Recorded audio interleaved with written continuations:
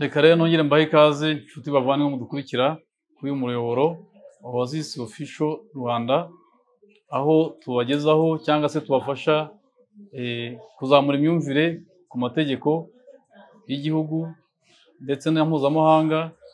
Kuzamura imyumvire rero ni ukumva cyangwa se kumenya amategeko aturengera, amategeko atugenga mu bihe bitandukanye.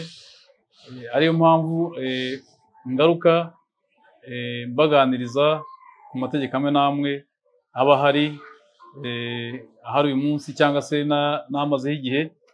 Uyu munsi rero mu kiganiro cyihariye ngiye kwibanda ku bibazo nabajijwe n'abadukurikira. Hari ikibazo kimwe nabajijwe n'abakunzi bacu kijyanye n'izungura. Izungura ni ikintu nacyo gikomeye, dushobora kuba twarakoze ikiganiro cyangwa tuzagikora kirambuye, ariko yabaje ikibazo kigufi kigira kiti: ese muri rusange wadusobanurira ibijyanye n'izungura? Ese izungura rikorwa gute mu gihe abantu bari barashyingiranywe bakagirana amasezerano y'ivangamutungo rusange? Gira rero nsubize umukunzi wacu tutari buvuge izina ko atabinyemereye, ariko ni ikibazo kireba umuntu wese, ko kuzungura ni bya buri wese uko byamera kose. Niyo utaba ufite ibyo uzungura, ariko umuntu agomba kuzungura kuko niko ubuzima bw'abantu bwubatse.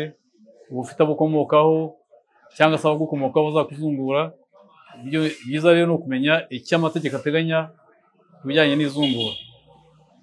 Izungura rero uko amategeko abivuga ni ukuhabwa uburenganzira ku bintu bya nyakwigendera. Ku bintu bya nyakwigendera ugabona uburenganzira ku bye, ariko n'imyenda. Ubuzunguye uburenganzira ku mitungo ye no ku myenda ye. Nongere mbisubiremo ko iyo ufashe icyemezo cyo kuzungura umuntu, umenye ko ubuzunguye imitungo ye, ariko ukazungura n'imyenda ye. Bitazagutangaza rwose igihe waba wamaze kuzungura ugasanga uri kwishyuzwa imyenda y'uwo wazunguye. Ni ikintu rero gikomeye abantu bagomba kumenya mu gihe cyo kuzungura, kuko uba ufite n'uburenganzira bwo kuba wabyanga. Ushobora kwanga kuzungura kubera ko ubona ko ibyo uzungura ari ibibazo. Kuzungura n'uburenganzira bw'umuntu, ntabwo ari agahato. Niyo mpamvu nsizemo ko uzungura, ariko ukaba ushobora no kuzungura imyenda y'umuntu n'ibibazo bye byose, amadene byose. Ikijyanye rero n'uko izungura rikorwa mu gihe abari barashyingiranywe ivangamutungo risesuye. Ndagerageza kubireba uko itegeko biteganya.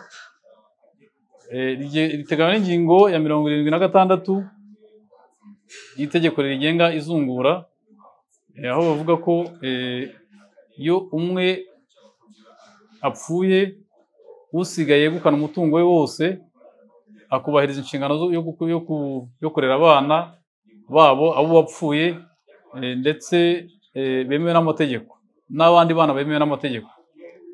Bisobanuye neza, iyo babiri bashakanye, umwe akitaba Imana, uwo bari bashakanye usigaye azungura imitungo iyo bari barashakanye 100%, ariko akagira inshingano yo kurera abana babyaranye ndetse n'abandi banyakwigendera bemewe n'amategeko. Ashobora kuba afite abana yabyaye, uwitabye Imana ariko yarabandikishije bemewe n'amategeko. Abo bana usigaye bafite inshingano zo kubarerera, inshingano zo kubakurikirana muri ya mitungo ibasizwe na nyakwigendera. Iyo bombi bapfuye basize abana, umutungo wose uzungurwa n'abana bose abapfuye basize. Iyo hari abana badahuriyeho, umutungo ugabanywamo kabiri, buri mwana akazungura umubyeyi we. Nacyo reka ngisobanure neza. Iyo bapfuye basize abana, abashakanye, ariko bari barasezeranye ivangamutungo rusange, wa mutungo ugabanywamo kabiri, abana bose bakazungura, ariko bakazungura wese akazungura umubyeyi we, kuko harimo n'abana batari bahuriyeho. Iyo nta bandi bana barimo, bana bazungura ku buryo bungana ababyeyi babo.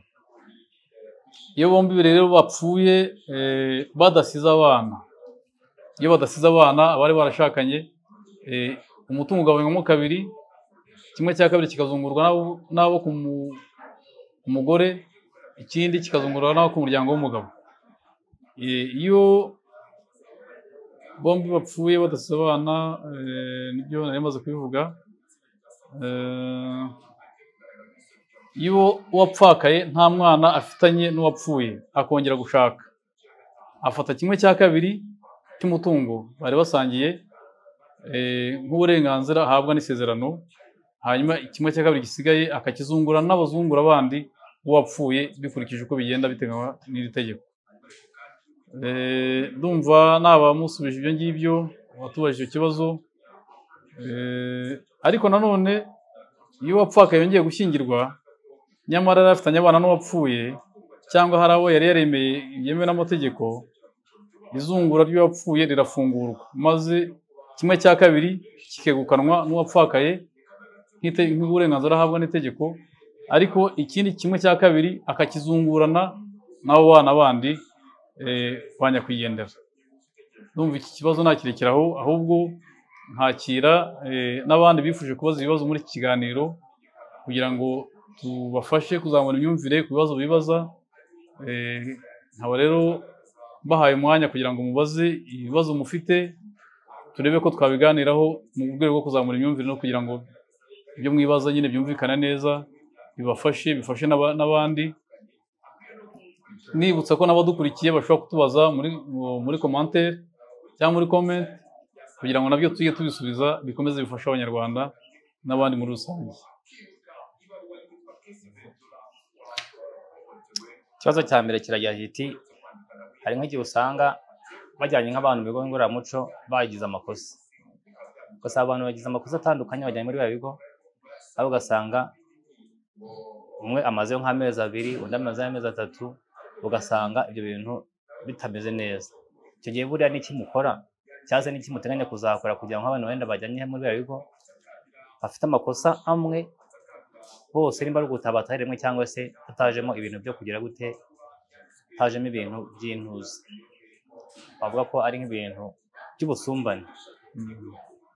Urakoze umukunzi wacu atubajije ikibazo bijyanye n'ibigo ngororamuco bijyanwamo abantu bakoze amakosa amwe, ariko ugasanga hari abatinzemo bakaba we yabyita ko ari ubusumbane. Nibutse ko ibigo ngororamuco nyine bijyanwamo abantu bafite amakosa, ntabwo bajyanwamo bafite ibyaha, kuko abafite ibyaha bajya mu nzego zishinzwe gukurikirana ibyaha.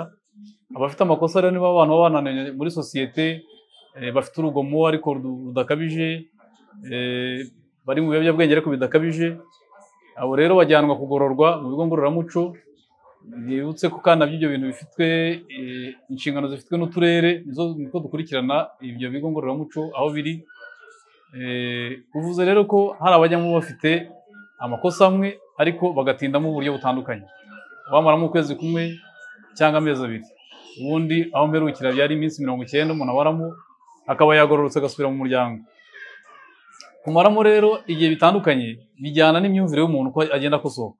Uvuze ko ari ikigo ngororamuco, ariko abantu ntabwo bumva kimwe, hari utinda kugororeka, hari utinda kumva. Rero uko gutindamo bijyana n'uko ugenda ukosoka. Hari komite ziba zibishinzwe z'akarere, uko zigenda zigisha zigenda zibona bagororotse imbere y'abandi. Niko gisubizo naguha. Uko umuntu agororoka vuba niko ashobora kuvayo vuba.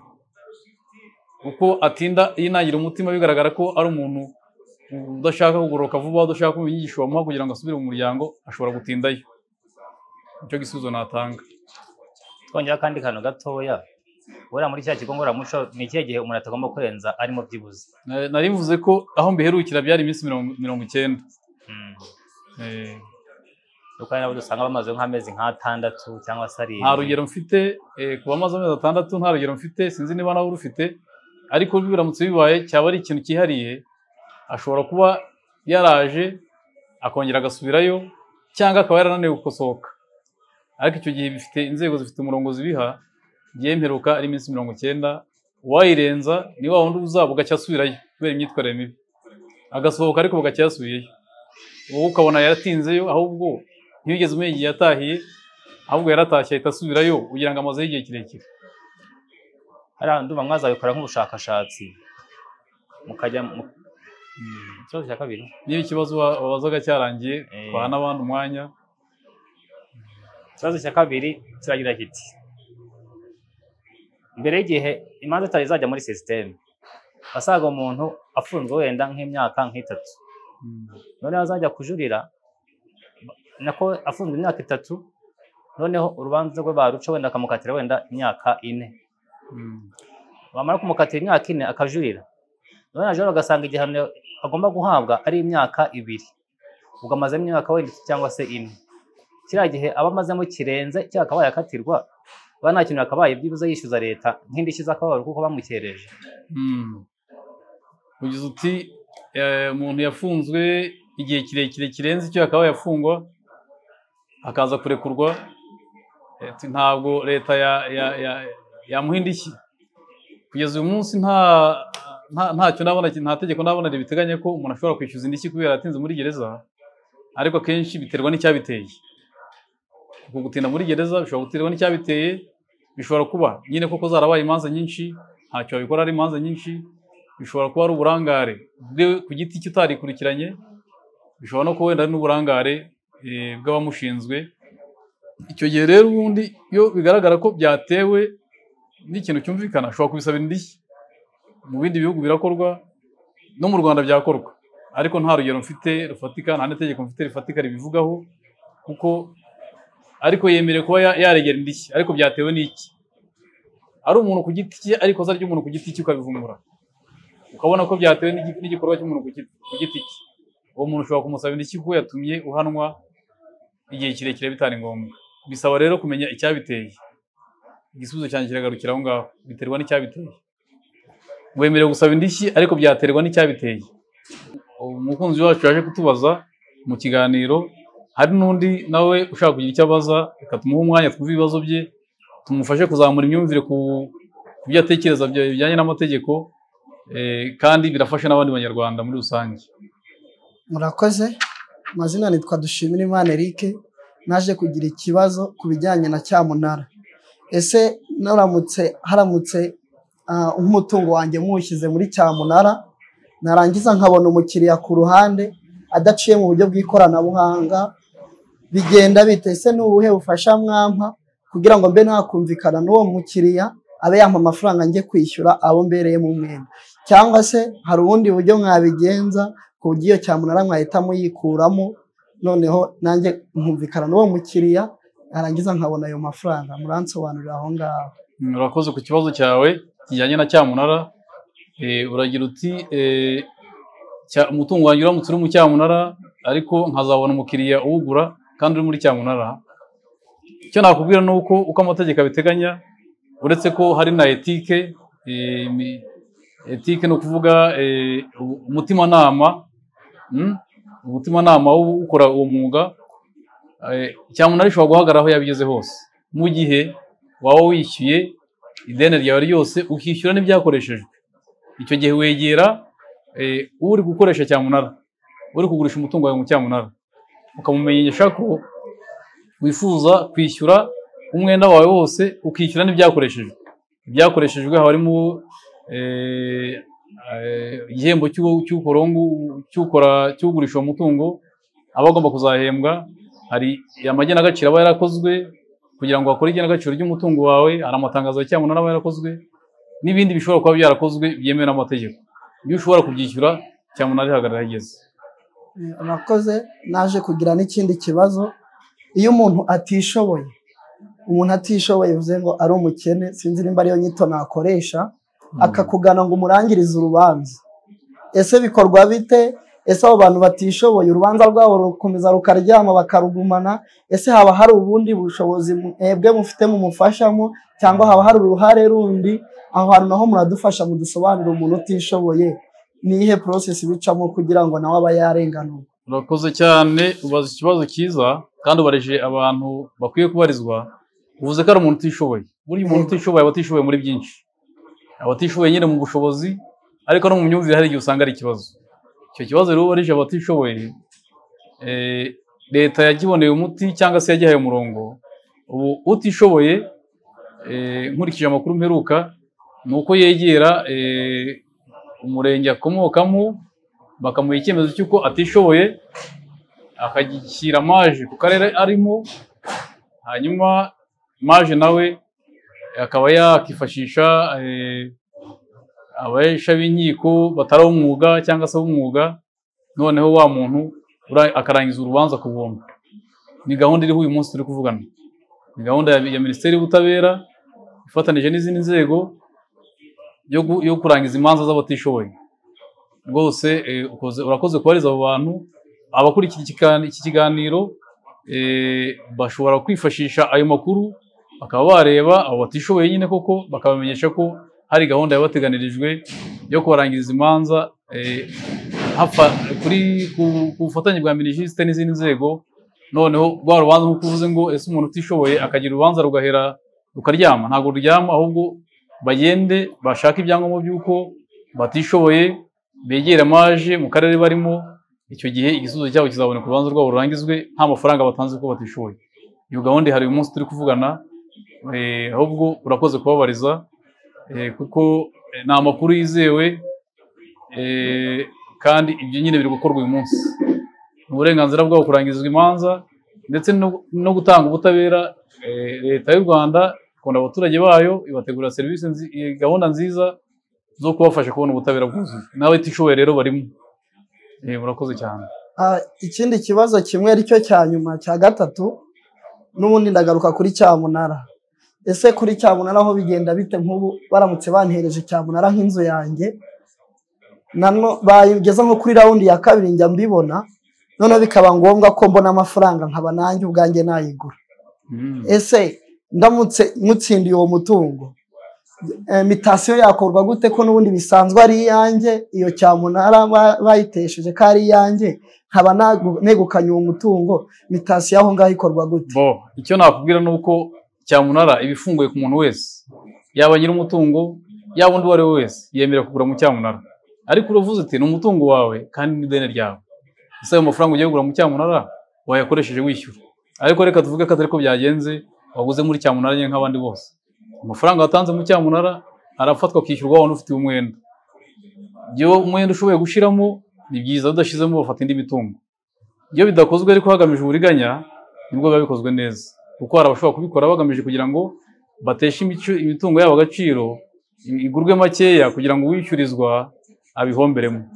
Ariko bikozwe mu buryo bwiza birayemewe n'amategeko kuba wagura umutungo wawe nyine ugakomeza ukaba uwawe, kuko uba utakiri uwawe iyo wamaze kujya muri cyamunara, ntabwo uba ukiri uwawe. Niyo mpamvu wongeye kugura nibwo wongera kujya ku wawe. Biremewe rwose, umuntu wese yemerewe kugura mu cyamunara, ntawe ubujijwe, yaba nyiri umutungo yaba n'abandi bose. Ubikoze mu buryo bukurikije amategeko nta kosa mbonamo. Ego murakoze cyane, ndanyuzwe. Murakoze rero bakunzi bacu, mwumvishe ibibazo abakunzi bacu bagiye batubaza ndetse n'ibyo batoje uyu munsi, tugerageje kubivugaho uko byumvikana. Ariko buriya babaje n'abandi banyarwanda, ibyo mukomeza mutubaza ibibazo, ibyo dushoboye gusubiza tuzahita tubisubiza, ariko ibyo tutashobora gusubiza aha ngaha tuzahita tubakorera ubushakashatsi cyangwa tubaze inzego zifite ubushobozi bwo gusubiza ibyo bibazo. Mwakoze cyane kudukurikira mu kiganiro kibanze cyane mu gusubiza ibibazo by'abakunzi bacu. Mugire ibihe byiza, nawe utaha.